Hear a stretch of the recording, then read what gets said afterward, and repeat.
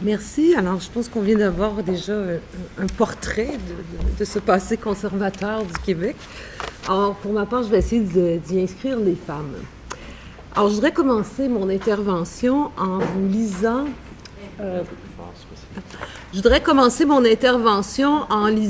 un extrait d'un texte rédigé par Micheline Dumont et publié dans Le Devoir le 22 février 2010. Alors, le texte s'intitulait « Le foulard et l'égalité ». Depuis quelque temps, dans le tourbillon causé par la querelle sur l'identité québécoise et la prétendue nécessité d'une charte de la laïcité, on ne compte plus les ténors des deux sexes qui viennent proclamer la main sur le cœur que, et Micheline citait les propos, que l'égalité entre les hommes et les femmes, ce n'est pas négociable au Québec et que cette égalité constitue une valeur fondamentale de la société québécoise. Je crois, poursuivait Micheline, que les femmes des 350 dernières années ne s'en sont pas aperçues. J'avais trouvé ce texte à la fois très amusant et très vrai, et je l'avais trouvé très réconfortant, parce que je me souviens qu'à l'époque, j'étais très agacée par l'image particulièrement angélique des rapports hommes-femmes véhiculés par nombre de témoins devant la commission Bouchard-Taylor, mais aussi après, dans tous les débats qui ont suivi cette commission, angélisme relayé par les médias sans aucune perspective critique parce que sans aucune perspective historique, notamment. Et pourtant, il ne faut pas reculer très loin dans l'histoire, mais bon. Et donc, je voudrais aujourd'hui peut-être profiter de cette tribune pour rappeler quelques faits marquants de l'histoire des femmes du Québec au 20e siècle qui confirment jusqu'à plus soif que celle-ci a été profondément marquée par le conservatisme, de droite comme de gauche d'ailleurs. Ce faisant, je voudrais aussi montrer que la question nationale a été très souvent à la base de l'attitude carrément rétrograde de cette société québécoise à l'égard des femmes, et que le nationalisme, dans sa version conservatrice, continue aujourd'hui, comme hier, de moduler les discours, y compris les discours historiques, sur la question des rapports hommes-femmes. Et à la toute fin, je vais revenir sur cette question de l'égalité, de cette revendication de l'égalité qu'on a entendue dans la foulée de la commission Bouchard-Taylor. La lutte pour le suffrage féminin est sans doute l'événement tout indiqué pour commencer mon très bref survol. En fait, j'ai le temps que de donner que quelques anecdotes. On se souviendra que les Québécoises, tout comme les Françaises et les Belges d'ailleurs, ont mis plus de temps que les autres occidentales à obtenir ce droit à l'échelle de la province, puisqu'elles votaient par ailleurs au niveau fédéral depuis 1918. Donc, au Canada, c'est à partir de 1918 que la plupart, en fait, la très grande majorité des femmes peuvent voter, sauf les Autochtones, les femmes autochtones vivant dans les réserves, et aussi les Asiatiques, ce qu'on oublie d'ailleurs trop souvent de spécifier. Henri Bourassa, fondateur du Devoir, nationaliste conservateur s'il en fut, avait alors exprimé toute l'horreur que cette mesure fédérale lui inspirait dans une célèbre tirade que je crois utile de citer. Pas juste pour l'anecdote, mais parce qu'elle m'apparaît fondamentale. Je vous dirai pourquoi après. Le Parlement, disait Bourassa, a ouvert la porte à l'introduction du féminisme sous sa forme la plus nocive. Alors évidemment, c'était le Parlement fédéral dont il était question. Sous sa forme la plus nocive, la femme électeur, qui engendrera bientôt la femme cabaleur, la femme télégraphe, la femme souteneur d'élections, puis la femme députée, la femme sénateur, la femme avocat, pour tout dire en un mot, la femme homme, le monstre hybride et répugnant qui tuera la femme mère et la femme femme. La principale fonction de la femme est et restera, quoi que disent ou quoi que fassent ou ne fassent pas les suffragettes, la maternité, qui fait véritablement de la femme l'égale de l'homme et à mes égards sa supérieure. Les propos de Bourassa nous font aujourd'hui bien sourire, c'est évident. Mais malgré leur dimension qu'on juge aujourd'hui outrancière, on ne doit pas oublier l'essentiel. C'est au nom de la vocation maternelle des femmes qu'ils s'élevaient contre le suffrage féminin. Toute activité qui semblait vouloir les écarter de cette mission lui apparaissant comme une menace inacceptable et intolérable pour l'avenir de la race, comme on le disait à l'époque. Le contexte du début du siècle, marqué par la montée des tensions ethniques entre francophones et anglophones, alimentait alors un nationalisme défensif et qu'on pourrait même qualifier d'ultra-conservateur, qui reposait sur le triptyque de la langue, de la foi et de la vocation rurale. Et ça, on l'a souvent dit. Mais un nationaliste qui avait aussi, et peut-être surtout pour fondement, le maintien de la famille patriarcale nombreuse. Et ça, je pense que c'est un élément sur lequel on n'a peut-être pas assez insisté, en dehors, bien sûr, des cadres de l'histoire des femmes. La même année, donc en 1918, dans un discours demeuré lui aussi célèbre, le père Louis Lalande demandait d'ailleurs aux femmes du Québec de poursuivre le combat pour la survie nationale par la revanche des berceaux, une expression qui était aussi demeurée célèbre dans l'histoire. Alors qu'à la même époque, Lionel Groulx proclamait que le capital humain représentait le plus précieux capital des Canadiens français. En d'autres termes, dans l'esprit des nationalistes traditionnalistes ou conservateurs du début du siècle, les femmes constituaient le fer de lance de la lutte nationale, non seulement en raison de leur capacité reproductrice, mais aussi parce qu'elles transmettaient la culture et les traditions aux générations suivantes. Dans ces conditions, il ne pouvait être question de leur ouvrir la voie vers d'autres horizons. Instrumentalisées au nom de la nation, les femmes, les Canadiennes françaises, devaient être maintenues dans le rôle séculaire qu'elles avaient toujours joué, la maternité, la sainte et féconde maternité, comme le précisait Bourassa, représentait la principale, sinon l'unique fonction qu'elles étaient légitimement appelées à exercer. En 1940, quand le gouvernement Godbout a finalement adopté la loi accordant le droit de vote aux femmes, le cardinal Villeneuve reprenait d'ailleurs le même refrain que Bourassa quand il affirmait que les évêques du Québec étaient encore opposés au suffrage féminin parce que, et je cite, « son exercice expose la femme à toutes les passions et à toutes les aventures de l'électoralisme ».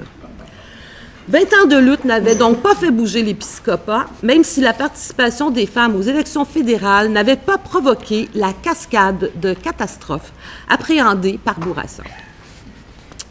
Selon le cardinal Villeneuve, le suffrage féminin était aussi à redouter parce qu'il allait, et je cite, « à l'encontre de l'unité et de la hiérarchie familiale ». Par là, il suggérait que des femmes pourraient voter différemment de leur mari, brisant ainsi la cohésion du couple et défiant même l'autorité de la famille, ce qui, aux yeux des nationalistes et du clergé, était totalement inacceptable. La commission d'Orion, mandatée au début des années 30 pour se pencher sur le statut juridique des femmes mariées, à la demande des groupes féministes, avait pourtant fermé la porte à tout changement d'importance à cet égard. Estimant que le Code civil constituait, et je cite, le fond de notre âme nationale, ce qui revenait à dire qu'il était pratiquement intouchable, les commissaires dénonçaient, je cite, « l'absurdité de la théorie dite des droits égaux pour tous », de manière à mieux justifier le maintien de tous les articles du Code, ou presque tous, qui consacraient le mari comme le chef incontesté de la famille et l'épouse comme sa subordonnée. L'incapacité juridique des femmes mariées, traitées aux yeux de la loi comme des mineurs ou des aliénés, se maintiendra donc jusque dans les années 60, alors que les premières brèches dans cet édifice législatif seront finalement pratiquées. En fait, pour être tout à fait juste, je devrais dire que l'article stipulant que l'épouse ne pouvant demander la séparation de son mari pour cause d'adultère que si celui-ci entretenait sa concubine dans la résidence familiale, avait quand même été aboli en 1954. La commission Dorion n'avait pas jugé bon de le faire au début des années 30, sous prétexte, et je la cite, que la blessure faite au cœur de l'épouse n'est pas généralement aussi vive que celle dont souffre le mari trompé par sa femme. Tout comme l'opposition au suffrage féminin, la volonté de préserver la puissance paternelle au sein de la famille était directement liée au désir de maintenir les femmes, encore une fois, dans leur rôle maternel. Libérer les femmes de la puissance maritale, les rendre aptes à gérer leurs propres affaires, comme c'était déjà le cas dans la plupart des autres provinces canadiennes et depuis le 19e siècle, c'était aux yeux des nationalistes, dont les membres de la commission Dorion faisaient évidemment partie, courir le risque de les voir refuser d'élever les enfants dont la patrie avait grandement besoin pour assurer sa pérennité. Et ce n'est pas moi qui le dis, ce sont les nationalistes eux-mêmes qui l'ont dit à l'époque. C'est aussi pour préserver la suprématie masculine que les ténors nationalistes se sont opposés à l'octroi des allocations familiales, une mesure fédérale adoptée à la fin de la Deuxième Guerre, aux mères.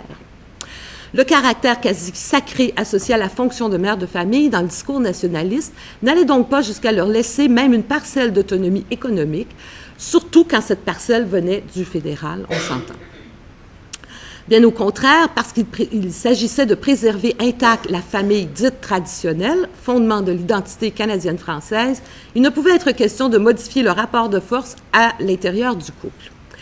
Cette histoire des allocations familiales est assez bien connue et c'est finalement plutôt bien terminé puisque, grâce à une lutte entreprise par Thérèse Casgrain, les chèques d'allocations familiales ont finalement été adressés aux mères de famille au Québec comme dans les autres provinces canadiennes. Il n'en demeure pas moins que le tollé suscité par cette mesure constitue un autre témoignage de la volonté des nationalistes conservateurs de maintenir le statu quo en ce qui concerne les rapports hommes-femmes, et ça bien avant, dans le 20e siècle. On n'est plus au 19e siècle, on est rendu en 1945. L'opposition viscérale des nationalistes conservateurs face à toute intervention de l'État s'est aussi exprimée dans d'autres domaines qui ont moins fait la manchette à l'époque, mais qui sont, à mon avis, tout aussi significatifs. Ainsi, à Montréal, vers la fin des années 40, les nationalistes luttaient toujours afin de contrer la municipalisation des cliniques pour nourrissons qu'ils avaient fondées dans les années 10 et qu'on appelait les gouttes de lait, alors même que ces gouttes de lait étaient jugées moins efficaces pour combattre la mortalité infantile et que les cliniques municipales, et que les bébés canadiens-français étaient particulièrement susceptibles de mourir durant leurs premières années de vie. Encore en 1947, la revue Relations, qu'on présentait dans Le Devoir la semaine dernière comme une revue progressiste, défendait les gouttes de lait privées sous prétexte que les mères de famille pourraient y apprendre là les éléments un enseignement chrétien, qu'elles pourraient être exposées à un enseignement chrétien, en particulier en ce qui concerne les préceptes de l'Église au sujet de la contraception, plutôt de l'interdiction, évidemment, de la contraception. Alors, on pourrait continuer ici, je pourrais vous donner, de multiples exemples, mais comme il me reste 2 minutes, me dit-on, je voudrais quand même arriver à la période contemporaine pour montrer aussi que le conservatisme à l'égard des femmes s'est exprimé à gauche. Des travaux récents ont montré, par exemple, que la gauche nationaliste a été bien peu, des années 60 notamment, a été bien peu préoccupée par l'égalité des femmes, l'égalité des sexes, et qu'elle a même accusé les femmes d'être à la source de l'oppression du peuple québécois, ou plus exactement de sa composante masculine. Il y a des études qui ont été faites, entre autres, sur la revue Parti pris, et qui montrent que pour les partis pristes, en sacralisant le rôle de la mère, l'Église avait favorisé la domination des femmes sur les hommes dans la famille, notre fameux matriarcat, une anomalie que seule l'indépendance pouvait corriger. Dans plusieurs de leurs textes, le projet souverainiste était donc présenté comme une entreprise de virilisation de la nation qui exigeait le viol ou même le meurtre de la femme dominatrice pour s'accomplir. De manière moins dramatique, on va se souvenir que depuis les années 60, beaucoup de ténors nationalistes ont demandé que les femmes fassent plus d'enfants parce qu'au Québec, on est en danger, n'est-ce pas, de disparaître.